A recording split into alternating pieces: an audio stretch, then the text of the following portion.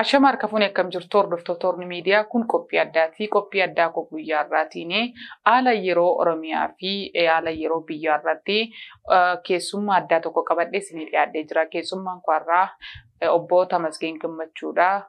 Obbo Tamasgeen Gammachuu waliin turtii goonaa agadumaatti faana tura. Obbo Tamasgeen baga nagaan dhuftee beellama keenya kabajuudhaan nu waliin afgaaffii gochuu waan argamtee fi hedduu guddaa galatoomii baga nagaan dhufte. Baga nagaa turte.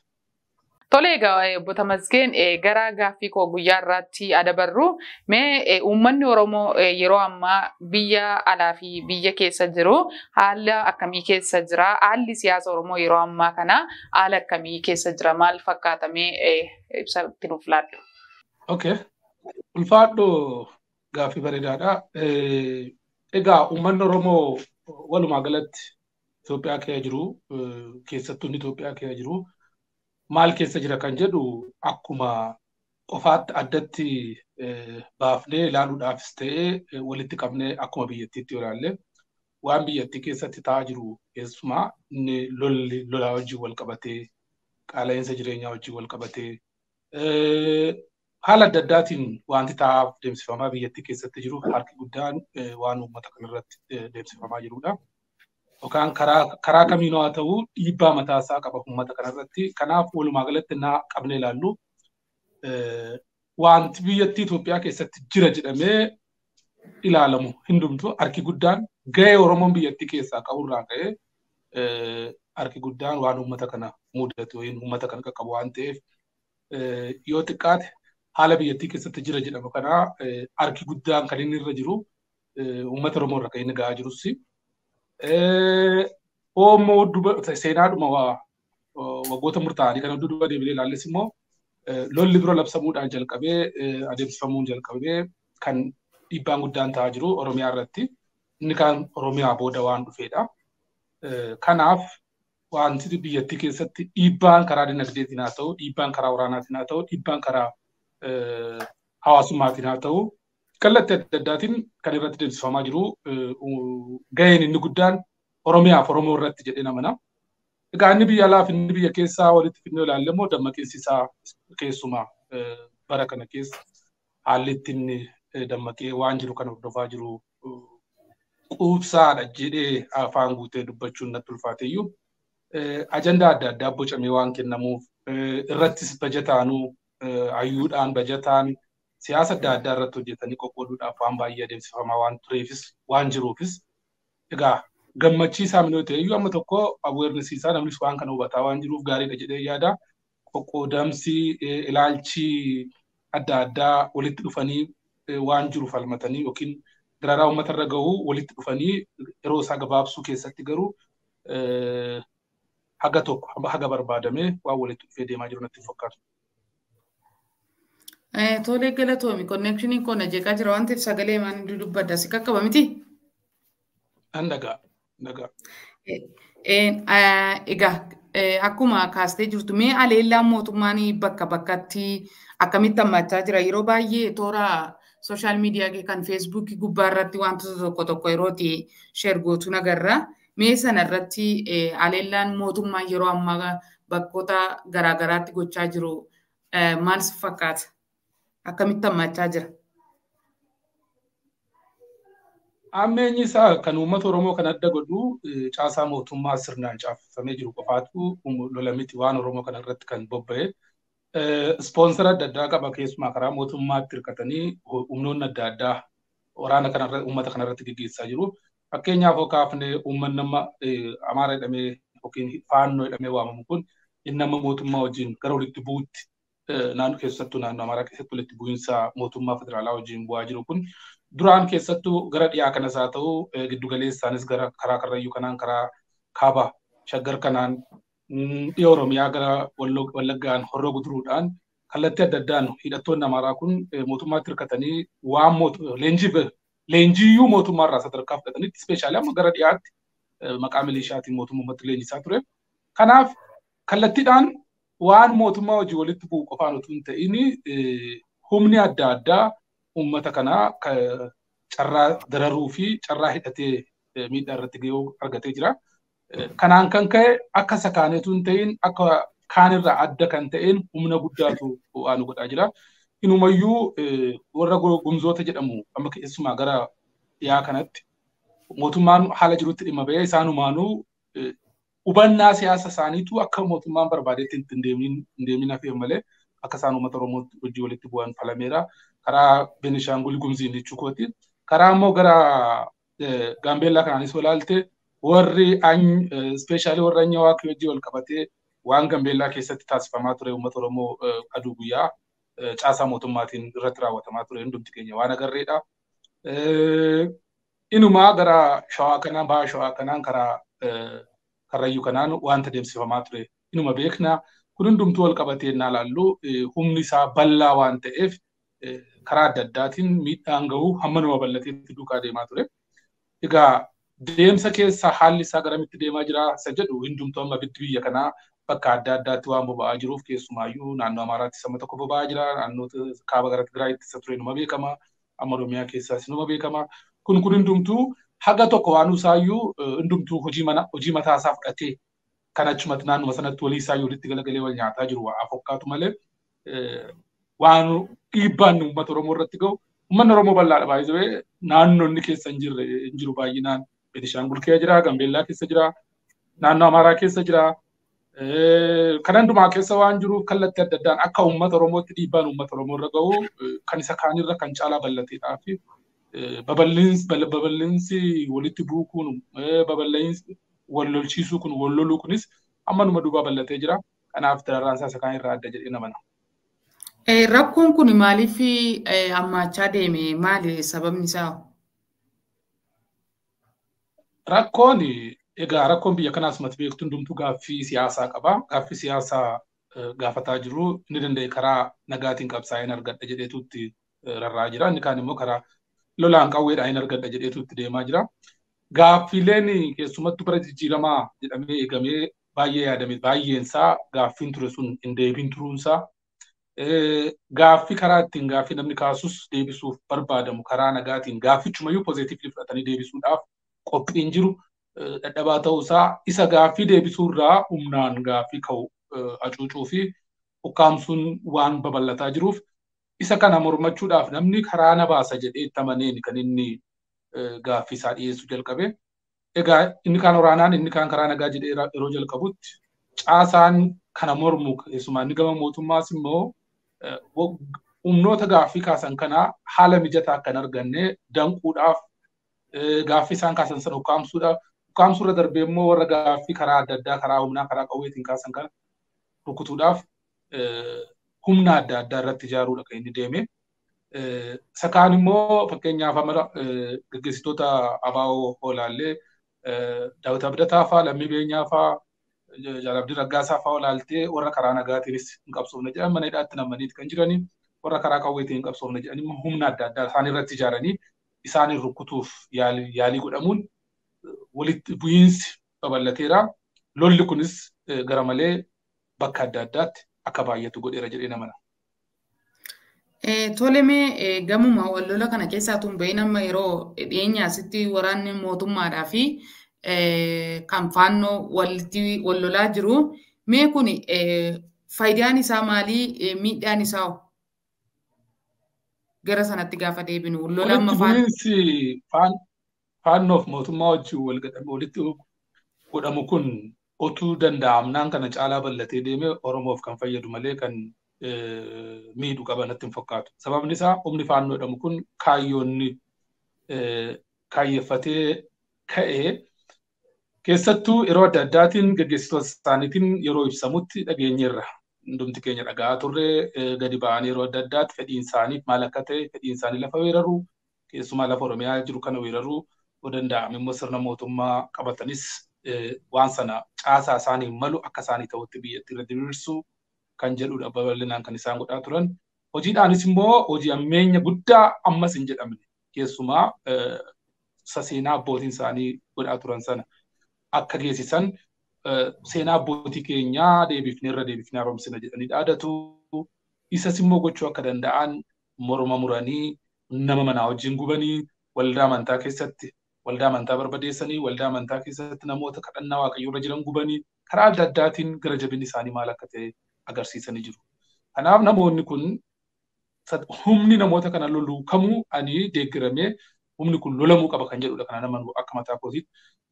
Garuu isan naan jedhu namni lolli isaan jidduutti ka'ee jiru kun keessattuu humni kun garee ximmirtoor jedhamee gamtaadhaan ijaaramee lola kaaba Tigraay irratti ta'es haa ta'u Oromiyaa irratti ta'aa ture irratti haa ta'u waliin ta'aniif kan isaan lolaa turan amma wal dhabuu isaaniiti malee. So jarri kun sadarkaa wal lolaa deemanitti Oromoodhaaf bu'aa malee miidhaan qabu kanan jedhuun humna isaanii tokko humna isaaniitti irrata. Lammaffaa humni kun cabuunsaa diina Oromoo waan hir'isuudha jedhee namanaa. Karaa sadeeffaatiin immoo inuma kaayyoon kanaatu yeroodhaan akka ka'eetuun babal'atiin rukutamee daaraa ta'ee badee hamma tokko baadhuma Oromootti fe'amuuf deemus Oromoo irraa irrataa deema. Kanaaf karaa kamiinuu haa ta'u humna amma faannoof mootummaa jidduutti ultaa'aa jiru kan keessatti lolli kun jabaatee deemee humna sana cabsuun yookiin humna sana dadhabsiisuun Oromoof bu'aa malee miidhaan qabu ammolee isaanii wal lolanitti. Oromoo miidhaa kan inni qabu gaafa isaan akka gaafa duraa walii deebanii yoo isaan walii galan yoo isaan deebanii walitti deebanii dhufanii agartee dhageesseetti yeroo darbee itti gaafatamaan Fiild Maarshaal Biraanuu Juulaa itti gaafatamaan raayyaa ittisa biyyattii nuti fannoo wajjin lola hin qabnu sagantaa siyaasaa garaagaraa walitti nu buusus hin qabnu jedhaa turan. Waan kun yoo deebanii araarri sun bu'ee sagantaan siyaasa garaagarummaa hin qabnu jechuun wajjin waliigallee waan tokko irratti hojjechuu dandeenya jechuudha galagalchinee ilaalla. Kanaaf Oromoo cabsuudhaaf akkuma dura jedhaa turan dhimmi kaabaadhuma malee dhimmi inni garanaa salphaadha akkuma jedhaa turan dhimma sanaa deebisanii haaromsanii Oromoo irratti bobba'uudhaaf carraa isaan qaban bal'aa waan ta'eef yoo dhufan immoo amala isaanii fi haala isaan godhan kana duras waan agarree jirruuf miidhaa guddaa uummata Oromoo irraan gahuu danda'u jedhee namana. Kanaaf lola isaaniirraa miidhaa hin qabnu, loluu isaaniirraa miidhaa hin qabnu, boodee bana raaraman garuu miidhaa guddaatu dhufa jedhee namana. Tole egaa yeroo garaagaraatti sooshaal miidiyaa irratti akkuma sheer gochaa ooltu lolli kaaleellaa faannoon karaa mormorceeudhaan uummata giddaa kiramutti yeroodhaa gara yeroottidha kan inni irratti geggeessaa jiru. Aleellaan kun karaa mootummaatillee fala hin arganne. Mootummaan uummata kanaaf kafirii ta'uu hin dandeenye. Uummanni sun immoo gatii gurguddaadha lafa isaa irratti kan inni kaffalaa jiru. Mi'aati dhimma kana akkamitti ilaalta? Waan sana akka gaariitti waan keessa beektuuf iyyuu ibsa bal'aatti nuuf laadhu. Gama sanaan ilaalchisee inni guddaan isa mormorii ce'u caalaa isachi keessatti mootummaa Oromiyaatiin milishaa godhamee leenjifamee qawwee hidhate kan baay'atu. Humni gama sana jiru guddaansaa irreensaa inni guddaan amma kana gara daangaa laga mormoriitti yookiin laga bayaa kanatti erga dhiyaatanii booda waan gama Oromiyaatiin dhufu akka duraanii argachuu dhabuudhaan Goojjamirraa ce'uuf argatan loojistikiin agaluuf malee bu'uurri isaanii guddaan kan jalqabe mootummaa naannoo Oromiyaatu keessattuu naannoo Jaartee Jaardagaatti naannoo Abee Dongoroo magaalaa Tullugaanaatti Kiramuu keessattuu Haroo bakka jedhamtutti namoota kana sirnaan caasaa mootummaatu leenjisee qawwee hidhachiisaa ture. Kanaaf kan inni ammallee garaatti jabaatee uummata sana cabsuu dadhabe yookiin immoo waan sana tuquu dadhabe waan ofii isaa investitti godhee ajandaa mataasaaf sagantaa mataasaaf qopheessee kaayaa tureef jedhee nabanan. Kanaaf inni guddaan bu'uurri isaanii bara beelaa 77 namoota dhufanii achi qubatan ergasii ilmaan horratanii kallattii adda addaa wal waamanii wal ijaaranii naannoon sun keessattuu Oromoon akkuma beektu baay'ee lafti Oromoo safuu qaba Oromoon bosona laga hin kabaja. Mancaasuu lafa akka itti qullaa taa'u sanarratti isaan sirni jirus malaammaltummaadhaan kan guutame waan ta'eef gubboo malaammaltummaa mattaa adda addaa caasaa mootummaa jiru nyaachisanii lafa sana bal'inaan akka qabatan akka isaan irra qubatan goosifamee jira. Iyyadattoota baruma Baaduulaa pirezidaantii naannoo Oromiyaa ta'ee turetti humni kun Goojjamii Addisuu Laggasee bara naannoo Amaaraatti pirezidaantii ta'ee turetti humni kun gama Goojjamiitii ce'ee bara Addisuun ta'ee jiruu fi bara Kumaa Dammaqsaa pirezidaantii ta'an jiran humni gama sanaa ce'eetu idaa madaabaraan kaffalu jedheetu gama Oromiyaa Wallaggatti baqataa jira. Shiftaa gama Wallaggaatti baqateef mootummaan Oromiyaa da'oo kennaa jira jedhamee sadarkaa naannootti wal ceephuun ture. Egaa humni keessumaa bara sana akkamatti galaa ture sun caasaa gama Oromiyaatiin ni jiru. Mattaa nyaachuudhaan uummanni bal'aan gama Goojjamirraa dhufee isa 77 dhufe caalaatti akka qubatu goosifamee jira yeroo adda addaatti. Kun dhaqee iyyadattoota yeroo sana itti gaafatamaa milishaa kan turan Yoonaataa namni jedhaman sun lolluu akka amma deemsifamutti hin baafne jedhanii yaaliin goosifamee ture. Yaalamne waan tokko waan akka torbee tokko iyyanii achumaan deeman. Isaan waan sun yeroo sanaan bal'inaan kan qabamedha. Itti aanee erga gaafasii achirra fidanii qubachiisuun hin dhaabanne yeroo adda addaatti. Humni sun bu'uura kan ta'e isa kana har'a kan mootummaa Oromiyaatiin leenjifamee meeshaa argatee kan uummata naannoo sanaa waraanaa jiru isa kana tokko. Lammaffaa itti dabalameera. Iyyadattoota sululli laga Abbayyaa gamaa gamanaan waan jiru humni guddaan gararraadhaa erga sanaatti dabalamee jira. Kanammoo kana ispoonsara ta'an godhan abbootii qabeenyaa Amaaraatii keessumaa Oromiyaa kan maaddeeffatan kan akka Warquu Ayitaneefaa kan akka Balaayinee Kindeefaa laga sun oomisha salixiidhaaf waan ta'uuf salixii yookaan ashoodhaaf waan ta'uuf lagdi sun boloqee isaan barbaadan zayit faabrikaa isaan bureedhaaf maarqusirra dhaabaniif oomishamee kan achi kan dhufu wanti dhufu sun maateriyaaliin dhufee zayitii sanaaf oolu roo maateriyaaliin sun Oromiyaa Wallagga keessattuu baa Wallaggaa naannoo Horroo Guduruu kanatti oomishamee waan dhufuuf waan sanaaf jedhaniitu humni nama isaanii achi akka qubatu namni isaanii akka achi hin tuqamne meeshaadhaanis karaa adda addaatiin humna mootummaa gargaaraniif kana godhaa turan. Kanatti dabalamee kan irraanfachamuu hin qabne mootummaa federaalaa muummee ministeeraa kan ta'an Dammaqee Mokonnon inni hidhachiifna isa jedhu ifatti ba'anii dubbataniiru. Kanatu walgahee hidhachiisee har'a uummata keessanarraa buqqaasisaa jira. Dhibeensaa egaa amma uummata buqqisee darbee dhaqee mootummaa federaalaa kana hidhachiisaa ture mootummaa Oromiyaa kana hidhachiisaa ture wajjin sadarkaa walitti bu'uunsa ga'aniiru. Iyyaadatta ji'a 2-3 darbe keessa naannoo Jaartee Jardagaatti humna addaa Oromiyaa baay'eetu dhume humna kanaani. Naannoo Kiiramuu irratti addee Haroo jedhamu sanatti meeshaa gurguddaa baay'eedha kan humna kanaan mootummaa humna addaa Oromiyaa irraa fudhatame.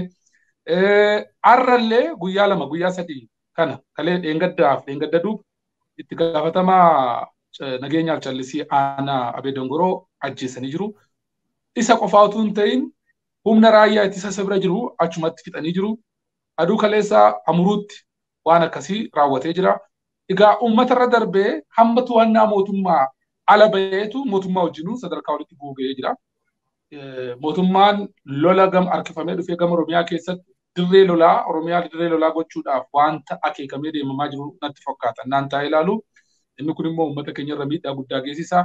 Inuma yeroo akkana isaan godhaa jiran humna isaaniitti raayyaa ittisa biyyaa fixaa jiran kanatti immoo kanneen akka aanaa Kiiramuu fa'aa kan nama ajaa'ibu uummanni dirqamaan harka qullaa bakka irraa buqqee dhufe dura irraa buqqee dhufe akka deebi'ee galu kan isaan dhiibbaa godhaa jiranii. Walumaa galatti kun deemee uummata harka qullaa achi dhaqee kana fichisiisanii ittiin bu'aa siyaasaa hojjetanii kuna uummanni Oromoo dhume jedhanii humna harka isaanii ba'e humna kana dura isaan leenjisanii amma harka isaaniitti ba'aa jiru kana uummatatti kakaasanii kunuus nyaachuu dhufeera jedhanii waan siyaasaaf tapha siyaasaaf waan qopheessaa jiran natti fakkaata. Haala nama ilaalaa jiruuni garuu kan deemsifamaa jiru kana. Tole mee falli rakkoo kanaa maal jettee yaadda akka keetti? Falli rakkoo kanaa akka kootti eenyuun otoo hin ta'in uummanni Oromoo of ijaaree hidhachuu qaba. Namoonni kun kan si dhibu waan tokkoon sitti kaasee ispeeshaalii dhiya Oromiyaa kanatti wanta argaa jirtu gara Wallagga Baasaa ta'u gama Horroo Guduruu keessatti Oromoon sa'a 80 oofaa uleedhaan eeboo baateetu uleedhaan sa'a oofa. Isaan sa'a 5 duukaa kilaashii baataniiti kan adeeman. Sa'a kee kana sirraa saamee diinni dhaqee ittiin meeshaa bitatee dhufee lafarraa sanarraa si gurguru yoo lubbuun jiraatte waa'ee horannaa waa'ee biraa herregda. Amma waa'ee horachuudhaaf waa'ee sa'a horsiisuu waa'ee horannaa waa'ee biraatu hin ta'in namni waan qabuun yoo abbaan fedha jalaa fudhatte yoo har'a jalaa fudhatan harroo bulte qawwee qabattee aduu harraa bulte aduu borii waan dhufuuf jiru Waaqayyotu beeka. Har'a buluu dhabuun garuu aduu boorii carraas eeggatuuf balaa carraas nas duraa balleessa. Kanaaf waan qabu gurguratee yeroo kanatti amma haalli tasgabbaa'utti meeshaa bitachuu qaba.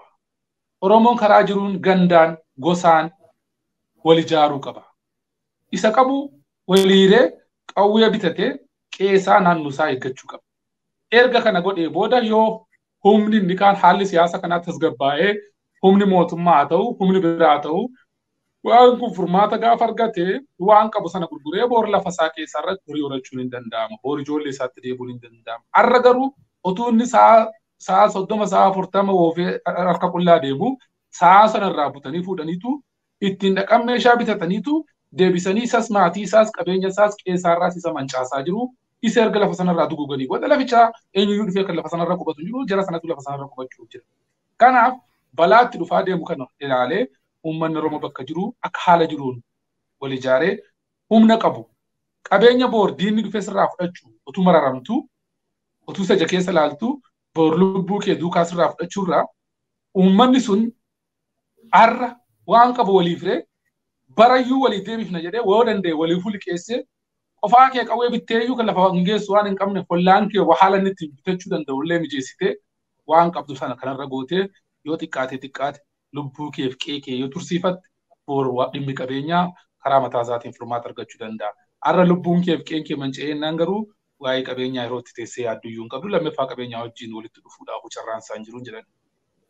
Ayyee tole Tamasgeen hedduu guddaa galatoomii. Meegaa bakkoota garaagaraa keessatti Oromiyaa iddoo hedduutti rakkoon kun rakkoon gurguddaadha kan inni yeroo ammaa kana mudataa jiru.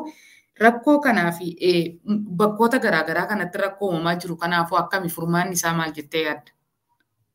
Kan gama naannoo Wallagga qofa otoo hin taane Oromiyaa bakkoota hedduutti rakkoon kun kan inni mudataa jiru. Uummanni Oromoo mee maal haa godhu? Uummanni Oromoo akka kootti waa lama. Namni yoo jabaatee gaaffii dhootees qofaa kukkutee gaaffii kana kaasuun haalli itti deemamaa biyyattii keessa jiru mataa isaa akka itti dhaabattee xiinxaltu si godhama. Ispeeshaalii gaaffii kan hin qabne yookiin gaaffiin xixiqqoon jira. Gaaffiin akka sabaatti garuu sabichuma laallatu miidhaan isaa dhufee sabichumarra gahu gaaffii isa kaan irraa adda baafamee ilaalamuu qaba jedhee nama nama. Inumaa wanta biyyattii kana keessatti taasifamaa jiru kana uummanni Oromoo dhaabatee ilaalu taanaan keessumaa lola biyyattii keessatti qofaatu hin ta'in Horn East Afrikaa kana keessatti wanta adeemsifamaa jiru kana keessattuu Baha Afrikaa keessatti siyaasa oofamaa jiru kana siyaasa adeemsifamaa jiru kana yeroo yerootti amala isaa jijjiirrata karaa Suudanii wanti dhufu dhiibbaan isaa Oromoo irraa karaa gama Eertiraatiin inni dhufu amma hagarraatti karaa kaabaatiin inni dhufu seenaa biyyattii keessatti dhiibbaan isaa inni guddaan Oromoo irratti karaa Baha kanaatiin dhiibbaan siyaasa gama Sumaaleetiin dhufu hamma irraatti akka argaa jirrutti uummata Oromoo irratti.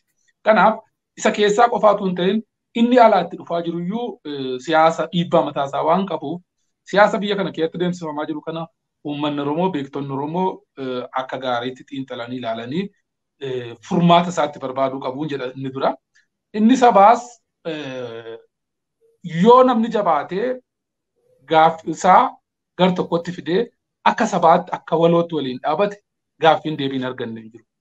Uummanni Tigraay bakka hundumaatti jabaatee dhaabachuu isaatiin haala jiru hundumaa ofiisaa dhaabatee tokkotee falmuu isaatiin lola biyyoota sadii lola Eertiraa irraa itti baname lola Itoophiyaa irraa itti baname mootummaa federaalaa Itoophiyaatiin gaggeeffamee naannoonni garaagaraa lola isaan irratti banan lola kallattii adda addaatiin humnoonni garaagaraa irratti banan guutuu isaa tokko ta'ee dhaabachuudhaan sarvaayivii godhee gaaffii isaa irra sadarkaa addunyaatti ol guddisee UN'dhaan Ameerikaadhaan Awurooppaadhaan AU'dhaan humna addunyaa kanarra jiru jedhamanii beekamtii argatee sadarkaa waliigalteedhaan Itoophiyaatti hidhamee jira.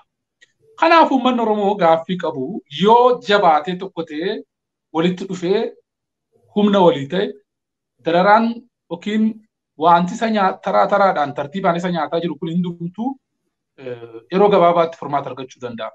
Yoo sanan ta'u ta'e garuu inni tokko naa dhiigu inni tokko taa'ee ilaaloo ta'ee booramma isa gahuutti kan inni eeggatu malee wantichi kan inni xiyyeeffatee adeemu uummata waan ta'eef gaaffii nama dhuunfaa waan hin taaneef siyaasni tokko naa dhufu nama dhuunfaaf dhufatu hin ta'in saba bal'aadhaaf dhufa siyaasni inni biyya keessatti bocamu deemee wanti sun eenyu irratti miidhaa geessisa guyyaa isaa eega malee balbala mana nama tokko keenyaa rukutuun isaa waan hin oolle yoo danda'ame tokko ta'ee walitti dhufee biyyattii misoomsuufu biyyattii tarkaanfachiisuufu gaaffii qabu furmaata argachiisuufu ofis immoo gaaffii qabu hundumaa sadarkaa biyyaatti haa ta'u of danda'ee deebii argachuudhaaf gara tokkummaatti dhufuu qaba jedhee namana. Tokkummaatti dhufuudhaaf immoo haala siyaasa biyyattii kanaa ilaalee waan karaa saayinsaaween karaa sirrii ta'een karaa qorannoodhaan deemsifameen tokkummaa isaa irratti deebi'uu qaba.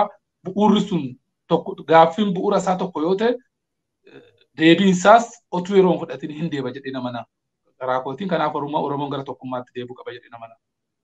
Ayyee ulfaadhu mee haala uummata Matakkalii yeroodhaan hordoftee waa sheeringoota gama sooshaal miidiyaa kee irratti mee haalli uummata Matakkalii yeroo ammaa kanatti maal keessa jira? Haalli inni keessa jiru maal fakkaata taayimii kanatti? Egaa uummanni Matakkalis mati beektu uummata akka naannoo Abbaa Duulaa fi Leencoon Oromiyaa jedhanii bocan kanaa ala uummata jirudha. Oromiyaa bal'oo guddoo baay'ee keessumaayyuu Oromoon lafa gama Matakkalii jechuun hundumti keenya akka beeknu ji'oopolitiksiinsaa adda isa kaan irraati.